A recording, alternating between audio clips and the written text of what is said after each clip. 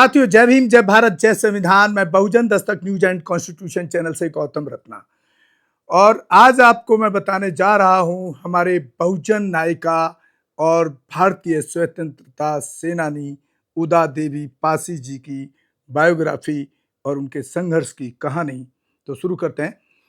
उदा देवी पासी एक भारतीय स्वतंत्रता सेनानी थी जिन्होंने 1857 के प्रथम भारतीय स्वतंत्रता संग्राम के दौरान भारतीय सिपाहियों की ओर से युद्ध में भाग लिया था।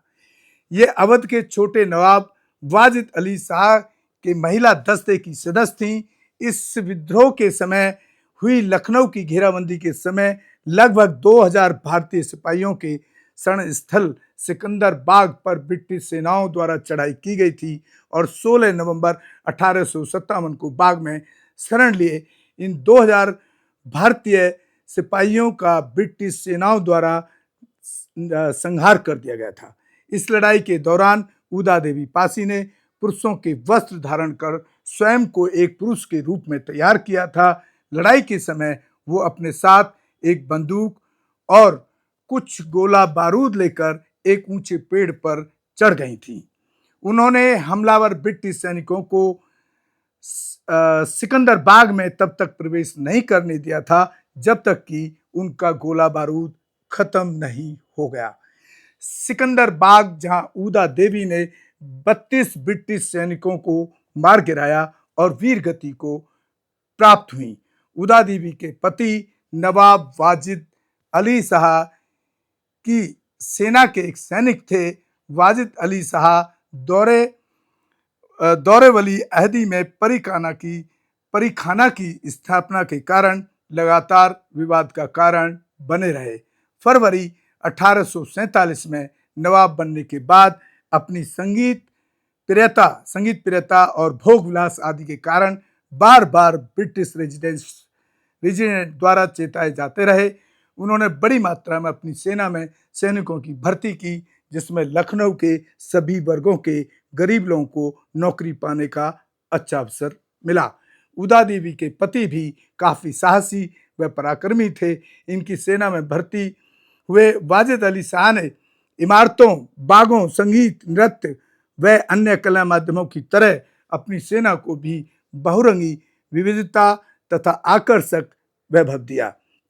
उन्होंने अपनी पलटनों को तिरछा, रिसाला, गुलाबी, दाऊदी, अब्बासी, जाफरी जैसे फूलों के नाम दिए और फूलों के रंग के अनुरूप ही उस पलटन की वर्दी का रंग निर्धारित किया। परी से महल बनी उनकी मुंह लगी बेगम सिकंदर महल को खातून दस्ते का रिसालदार बनाया गया और स्पष्ट है वाजिद अली शाह ने अपनी कुछ बेगमों को सैनिक योग्यता भी दिलाई थी। उन्होंने बली अहदी के समय में अपने तथा परियों की रक्षा के उद्देश्य से 30 फुर्तीली स्त्रियों का एक सुरक्षा दस्ता भी बनाया था, जिसे अपेक्षानुरूप सैनिक प्रशिक्षण भी दिया गया। संभव है उदा देवी पहले इसी दस्ते की सदस्य रही हों, क्योंकि बादशाह बनने के बाद नवाब ने इस दस्ते को भंग करके बाकायदा स्त्री पलटन खड़ी की थी। इस पलटन की वर्दी काली रखी गई थी। उदा देवी 16 नवंबर 1857 को 36 अंग्रेज सैनिकों को मौत के घाट उतारकर वीर गति को प्राप्त हुई थी। ब्रिटिश सैनिकों ने उन्हें जब वो पेड़ से उतर रही थी तभी गोली मार दी थी। उसके बाद जब ब्रिटिश लोगों ने जब बाग में प्रवेश किया तो उन्होंने उदा देवी का पूरा शरीर गोलियों से छलनी कर दिया। इस लड़ाई का स्मरण कराती उदा देवी की एक मूर्ति सिकंदर बाग परिसर में कुछ ही वर्ष पूर्व स्थापित की गई है। तो साथियों, ये उन लोगों के मुंह पर भी तमाचा है जो कुछ मनुवादी कहते हैं कि बहुजन समाज के लोगों ने देश की आज़ादी में योगदान नहीं दिया। सार्जेंट फोर्ब्स मिशेल ने सिकंदर बाग के उद्यान में स्थित पीपल के एक बड़े पेड़ की ऊपरी शाखा पर बैठी एक ऐसी स्त्री का विशेष उल्लेख किया है जिसने अंग्रेजी सेना के लगभग 32 सिपाही और अफसर मारे थे। लंदन टाइम्स के संवाददाता विलियम हावर्ड रसेल ने लड़ाई के समाचारों का जो डिस्पैच लंदन भेजा, उसमें पुरुष वेशभूषा में एक स्त्री द्वारा पीपल के पेड़ से फायरिंग करके तथा अंग्रेजी सेना को भारी क्षति पहुंचाने का उल्लेख प्रमुखता से किया। संभवतः लंदन टाइम्स में छपी खबरों के आधार पर ही कार्ल मार्क्स ने भी अपनी टिप्पणी में इस घटना को समुचित स्थान दिया। इन्हें इसकी प्रेरणा अपने स्वतंत्रता संग्राम सेनानी पति मक्का पासी से प्राप्त हुई थी। 10 जून 1857 को लखनऊ के चिन्हट कस्बे के निकट इस्माइलगंज में हेनरी लॉरेंस के नेतृत्व में ईस्ट इंडिया कंपनी की फौज के साथ मौलवी अहमद उल्लाह शाह की अगुवाई में संगठित विद्रोही सेना का ऐतिहासिक लड़ाई में मक्का पासी वीरगति को प्राप्त हुए थे। इसके प्रतिशोध स्वरूप उन्होंने कानपुर में आई काल्विन कैम्पबेल सेना को के 32 सिपाहियों को मृत्यु लोक पहुंचाया। इस लड़ाई में वे खुद भी वीरगति को प्राप्त हुई। कहा जाता है इस स्तब्ध कर देने वाली वीरता से अभिभूत होकर काल्विन कैम्पबेल ने हैट उतार कर शहीद उद्दा देवी को श्रद्धांजलि दी। तो साथियों, ये अभी 30 जून को उद्दा देवी पासी जी का जन्मदिन था, तो उसी के उपलक्ष्य में पहले तो हम उनको नमन करते हैं और उसी के उपलक्ष्य में हमने आपको उनकी कहानी को, उनकी जो ऐतिहासिक कहानी है, एक जंगबाज लेडी की जो कहानी है उसको हमने आप तक पहुंचाने के लिए एक प्रयास किया है। उम्मीद है आपको ये एपिसोड पसंद आएगा। और आप ये, मैं दोबारा फिर कह रहा हूँ, कुछ ब्राह्मणवादी मनुवादी ये कहते हैं कि बहुजन समाज में तो योद्धा पैदा नहीं हुए। तो इस योद्धा की कहानी अगर वो पढ़ लें तो उनको मैं समझता हूँ कि जो उनके दिमाग में जो भूसा भरा हुआ है वो शायद निकल जाए और वो एक ठीक से जो हमारे समाज, बहुजन समाज के प्रति जो एक सोच बनाए हुए हैं, उस सोच में शायद बदलाव उनको कर लेना चाहिए। और आप ये एपिसोड को हमारे दोनों ही channel Bahujan Dastak news and constitution दोनों पर देख सकते हैं। और साथियों, हमारा Facebook and Instagram Twitter page को भी फॉलो करें, जहां पर हम बहुजन न्यूज़ और बहुजन महापुरुषों से जुड़ी हुई कहानी आप तक पहुंचाते हैं, या जहां कहीं एट्रोसिटी होती है वो एट्रोसिटी हमारे चैनल का फर्स्ट मकसद होता है, पहला मकसद एट्रोसिटी होता है।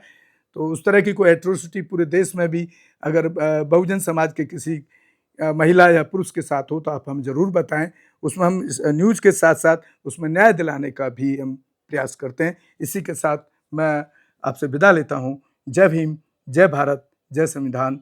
धन्यवाद साथियों। पूरे देश के अंदर जहां कहीं भी बहुजन समाज पर एट्रोसिटीज होती है, उस एट्रोसिटीज पर अगर वो व्यक्ति, वो परिवार मेरे पास तक पहुंच जाता है, जिन केसेज में मेरे फोन के जाने के बाद एक्शन हुआ, उस पर रेप केस तक हैं, कुल्हाड़ी से काटे हुए हमारे समाज के, बहुजन समाज के लोगों को काटा गया, उन पर कार्रवाई कराने का काम किया। ऐसे सैकड़ों मनुवादियों को जेल भिजवा चुका हूं जो मेरे समाज पे, मेरी बहन बेटियों पर अत्याचार करते हैं। मेरे फिल्म प्रोडक्शन हाउस के अंदर अगर कोई आदमी इलेक्ट्रॉनिक मीडिया के अंदर जाना चाहता है या फिल्म लाइन में जाना चाहता है, उसको फ्री ऑफ कॉस्ट ट्रेनिंग में दे रहा हूं और देता रहूंगा। धर्म पढ़ाएंगे आपको, रामायण, महाभारत, गीता, बाइबल और कुरान। दोस्तों, आपको पढ़ना होगा भारत का संविधान। 1984 में काशीराम साहब को ज्वाइन किया मैंने। जय भीम, जय भीम। और उस टाइम मैं 9th क्लास में पढ़ता था। उनके उस रास्ते पे काम करता हूँ। सामाजिक आंदोलन चलते रहना चाहिए, राजनीतिक आंदोलन चले या ना चले। ना बिकता हूँ, ना मुझे कोई खरीद सकता है, ना समझौता करता हूँ। सिर्फ 18 घंटे काम करता हूँ। जब तक मेरे समाज के, बहुजन समाज के पीड़ित व्यक्ति को न्याय नहीं मिल जाता, तब तक मैं बाबा साहब के विचारों और संविधान पर चलता हूँ। 9810085714। गांव की घटना है। ठाकुरों ने राइफल से गोली चलाई, मारने का प्रयास किया, सिर्फ बारात चढ़त के ऊपर की, इस रास्ते से बारात नहीं चढ़ेगी, ठाकुरों का रास्ता है। सारे चैनल को बोला कि भाई स्टोरी चला दो, किसी कोई चैनल पे स्टोरी चलाने के लिए तैयार नहीं होगा। कौन से बहुजन समाज को न्याय दिलाने की बात कर? काशीराम साहब कहते थे कि मैं किसी की शादी में नहीं जाऊंगा, किसी के फंक्शन में नहीं जाऊंगा, किसी घर नहीं जाऊंगा, ना शादी करूंगा, ना गए कभी। जो संगठन, जो राजनीतिक लोग चला रहे, वो अपने घर में पहले सुरक्षा और बंगला और पैसे का और बड़ी कार का इंतजाम कर रहे हैं। उस पर भी आपको सोचना चाहिए। फिल्म लाइन और इलेक्ट्रॉनिक मीडिया में इस समाज के लोग, जो पुअर सेक्शन है, पुअर कास्ट जिसको कहते हैं, SC ST OBC माइनॉरिटी, एक भी चैनल का कोई भी मालिक इस देश के अंदर आज तक नहीं है। क्यों नहीं है? हमारा चैनल